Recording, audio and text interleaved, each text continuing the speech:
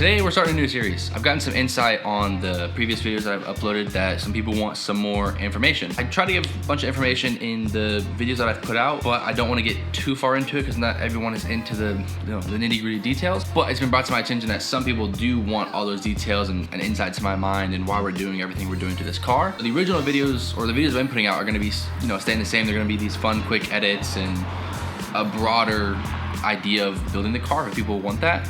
But we're gonna be starting this new series with these, little 3 to 5, 6, 7 minute videos of very specific pieces of this car, of the 3D models I've done, from the stuff I've 3D printed to eventually when we get the CNC, all those pieces, and just kind of why we made the decisions we've made, because right now it looks like we're just throwing pieces together, which we kind of are. We're definitely going into this blind and just, kind of throwing stuff together, but there is a method to it and we are being very careful about why we're choosing the parts we're choosing. So episode 1 of this is actually just gonna be kind of why we're building this car in general. The number one most response I get to telling people I'm building this car is why. Now the biggest reason is it's different.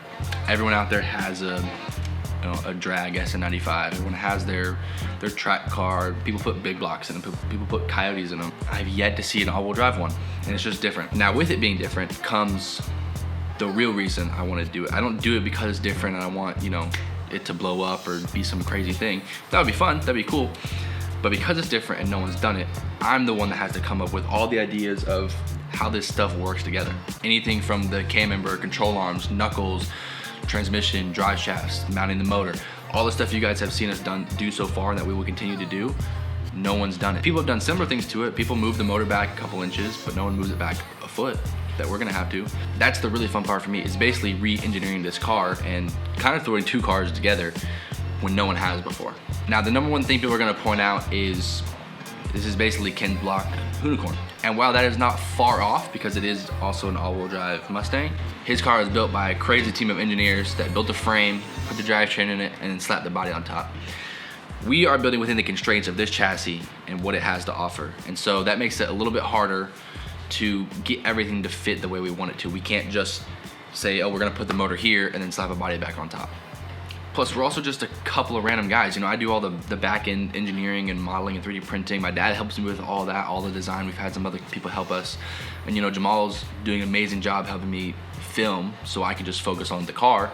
And I think that's just a cool thing. The payoff of that, of building an insane car like that in your garage at 22 years old, I think it's just such a cool thing.